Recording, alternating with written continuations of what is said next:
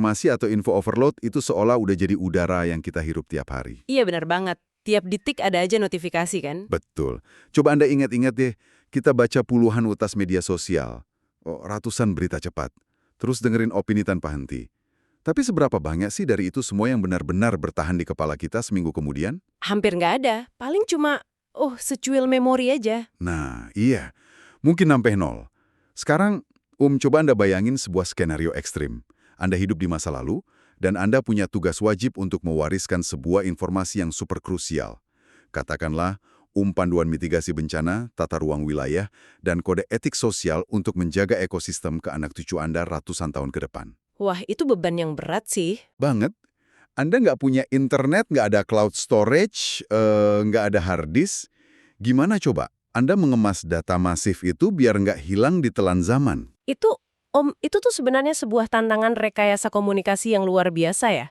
Kalau kita cuma nulis itu dalam bentuk peraturan atau undang-undang di atas daun lontar, probabilitas hancurnya tinggi banget. Bisa lapuk dimakan usia ya? Tepat, lapuk, terbakar, atau ya sekedar hilang gitu aja. Anda butuh sebuah medium penyimpan data yang tahan banting melintasi berbagai generasi, sesuatu yang bisa direplikasi sama siapa aja tanpa butuh teknologi canggih. Dan disinilah eksplorasi mendalam kita hari ini bermula. Medium penyimpan data kuno itu ternyata ada di sekitar kita, dalam bentuk yang sering banget kita remehkan, yaitu mitologi. Mitos lokal ya. Betul, mitos lokal. Hari ini kita bakal membedah sebuah dokumen riset komprehensif. Judulnya, Dinamika Sosiokultural dan Ontologi Legenda Baru Kelinting. Wow, judulnya akademis banget ya. Ya, terdengar sangat akademis saya tahu. Kata ontologi di situ tuh pada dasarnya cuma merujuk pada cetak biru atau esensi keberadaan dari cerita itu sendiri. Jadi dokumen ini membedah asal-usul rawapening di Jawa Tengah dan jaring-jaring tokoh di dalam folklornya. Menarik. Misi sesi penjelajahan kita kali ini adalah untuk membongkar bahwa legenda ini tuh sama sekali bukan dongeng pengantar tidur. Buat saya pribadi, legenda ini tuh ibarat sebuah zip file kuno. Anda familiar kan dengan file kompresi digital di komputer? Analogi yang sangat akurat. Zip file itu pas banget. Kan? Kayak leluhur kita seolah mengompres data-data berat tentang sosiologi, ekologi, dan moralitas ke dalam format sebuah cerita mistis biar ringan dibawa dan gampang diingat. Ya, kalau kita pakai analogi zip file itu, cara kerja tradisi lisan tuh persis kayak gitu. Waktu kita mengekstrak data dari mitos semacam ini, kita tuh nggak lagi nyari laporan jurnalistik atau kejadian biologis yang harfiah gitu loh. Bukan fakta historis yang saklek gitu ya. Nah itu, kita sedang membaca kode-kode survival atau cara bertahan hidup dari peradaban masa lalu. Tapi sebelum kita nge-ekstrak karakter-karakternya, kita harus lihat medan operasinya dulu dong. Panggung tempat legenda ini lahir tuh sangat menentukan kenapa cerita ini diciptakan sedemikian rupa. Oke, mari kita bedah panggungnya. Pas saya baca deskripsi geografisnya di dokumen ini, ada satu detail fisik yang bikin saya mengernyitkan dahi. Jadi Rawapening ini lokasinya di Kabupaten Semarang dan gokilnya melintasi 4 kecamatan sekaligus. Iya, ada Ambarawa, Bawen, Tuntang, sama Banyu Biru. Tepat. Luas genangannya tuh luar biasa, sekitar 2.670 hektar. Posisinya juga dramatis banget, karena diapit formasi orografis 3 gunung besar. Gunung Merbabu, Telomoyo, dan Ungaran. Anda bisa bayangin visualnya pasti epik banget kan? Sangat epik. Tapi di balik keepikannya itu ada satu fakta yang... Kedalamannya kan, ini yang aneh banget. Ya, disitulah letak kerentanannya. Ki Hajar Salokantara kan? Seorang resi atau pertapa suci di lereng Gunung Telomoyo yang ternyata pemilik asli pusaka itu. Dan waktu baru Kelinting nemuin ayahnya buat minta pengakuan, sang ayah nggak serta-merta ngasih pelukan hangat gitu. Malah dikasih ujian ya? Iya, dia malah ngasih ujian yang kelihatannya mustahil.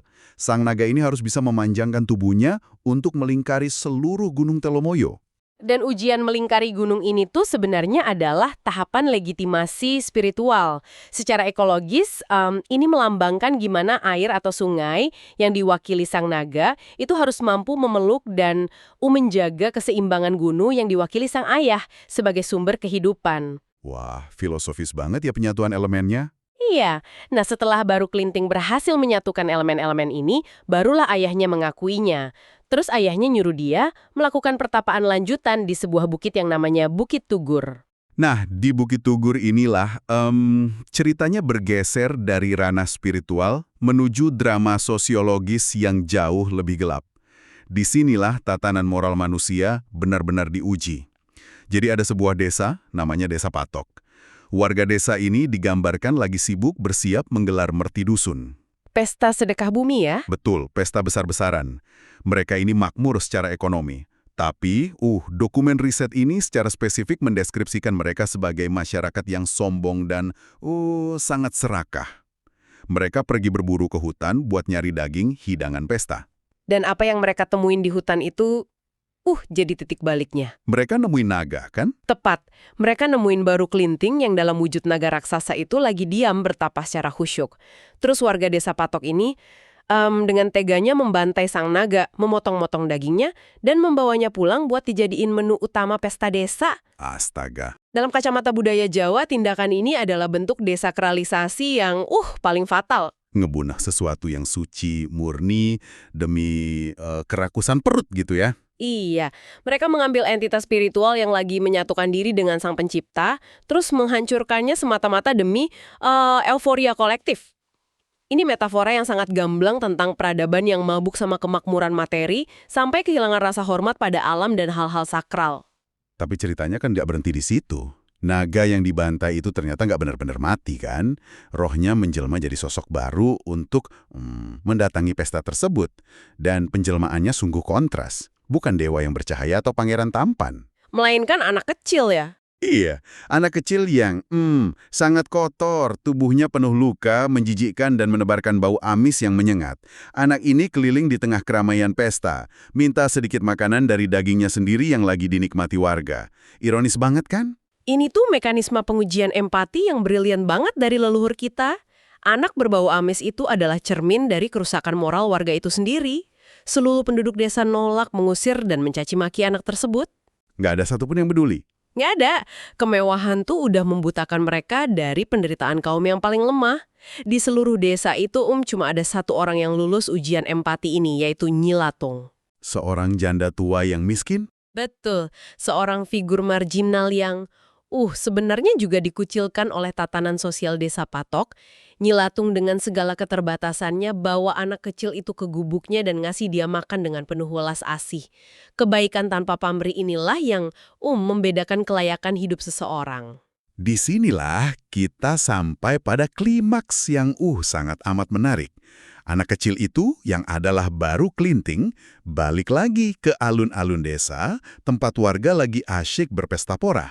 Dia menancapkan sebatang lidi, sepotong tulang daun kelapa yang sangat tipis itu ke tanah. Lalu dia nantang seluruh desa. Siapa yang bisa mencabut lidi itu? Sebuah tantangan yang kelihatannya sepele ya. Kelihatannya aja. Ternyata nggak ada satupun pria di desa itu, sekekar dan sekuat apapun otot mereka, yang mampu menggoyahkan lidi tersebut. Kalau kita pakai referensi pop kultur modern, lidi yang ditancapkan itu tuh ibarat palu Mjolnir milik Thor ya kan? Oh wow, komparasi dengan Mjolnir itu sangat pas. Palu Thor itu kan nggak bisa diangkat bukan karena dia berat secara massa jenis besi, melainkan karena dia menilai kelayakan jiwa yang ngangkatnya. Nah, iya persis. Begitu pula lidi ini. Lidi ini tuh menahan beban karma dan keserakahan seluruh desa. Ini umpli-umpli ini tuh bukan lagi kompetisi angkat beban fisik, tapi ini adalah vonis spiritual. Vonis yang berat. Dan karena seluruh desa gagal total, baru kelinting nyabut lidi itu sendiri dengan sangat mudah. Seketika air bah menyembur deras dari lubang sekecil lidi tersebut. Bencana kiamat kecil atau kataklismik terjadi saat itu juga. Air menyapu semuanya. Ya seluruh desa Patok yang arogan itu tergulung air dan terhapus dari peta peradaban. Yang selamat cuma Nyi Latung. Dan cara dia selamat ini menurut saya sangat puitis loh. Dia ngikutin instruksi baru kelinting sebelumnya untuk nyiapin lesung. Anda tahu kan alat kayu panjang yang biasa dipakai petani buat numbuk padi? Iya, lesung itu menjelma jadi Bahtran Nuh versi Jawa. Bahtran Nuh versi agraris. Tepat. Kenapa lesung? Karena lesung itu adalah simbol kerja keras agraris yang jujur. Alat keseharian ini menyelamatkan nyawa ketika segala kemewahan desa Patok tenggelam dan air bah luas yang menenggelamkan desa itu secara perlahan berubah jadi danau dengan air yang Sangat jernih. Jernih banget ya awalnya. Iya, dalam bahasa Jawa kuno, jernih itu disebut wening atau bening. Dari situlah nama rawa pening berasal. Rawa yang jernih yang telah mencuci bersih tatanan masyarakat yang kotor. Gila, ini tuh sungguh cara mengompres data yang luar biasa jenius. Dan yang bikin saya makin takjub pas baca sumber ini, jejak dari tragedi masa lalu itu, nggak menguap gitu aja. Dia ninggalin monumen fisik dan budaya yang masih dipraktekkan warga lokal sampai detik ini. Masih ada buktinya ya? Masih. Di Rawapening saat ini tuh ada lokasi namanya Bukit Cinta, di Desa Kebondowo. Menariknya, zaman Belanda dulu ini tuh cuma stasiun pemantau debit air. Tapi sekarang, tempat ini punya monumen ornamen naga raksasa yang melingkari bukit. Terus ada juga Bukit Tugur yang sampai sekarang dihormati sebagai situs pertapaan. Ini kan ngajarin etika, bahwa manusia nggak boleh sembarangan di alam bebas. Dan nggak cuma jejak fisik aja loh. Perangkat lunak pelestariannya tuh juga masih berjalan dalam bentuk ritual rutin. Setiap bulan Muharram atau Suro, warga di sana tuh menggelar tradisi larung sesaji 21 Suro. Larung sesaji itu ngapain aja prakteknya? Jadi warga tuh bergotong royong bikin 2 ancak atau tumpeng raksasa. Isinya ada hasil bumi, ayam ingkung utur, sama jajanan pasar. Terus tumpeng ini dilarung atau dihanyutkan ke tengah Rawapening. Di Desa Kebondowo juga ada tradisi merti desa yang menyertakan tarian naga. Bentar, saya coba menghubungkan ini sama cerita Desa Patok tadi ya. Warga Patok kan hancur pas lagi ngelakuin merti dusun yang salah kaprah kan? Karena mereka ngebantai naga. Jadi ritual larung sesaji dan merti desa zaman sekarang ini seolah jadi bentuk ralat atau negosiasi ulang dengan alam gitu. Sepenuhnya benar. Tumpeng raksasa itu tuh punya fungsi ganda. Secara vertikal, dia adalah simbol doa dan rasa syukur ke Sang Pencipta atas kekayaan danau yang menghidupi mereka. Dan secara horizontal, Semacam tolak bala untuk nyadarin warga biar nggak memeras alam melampaui batas kemampuannya. Nilai dari legenda ini sengaja disuntikan terus-menerus ke memori kolektif mereka setiap tahun. wah itu masuk akal banget.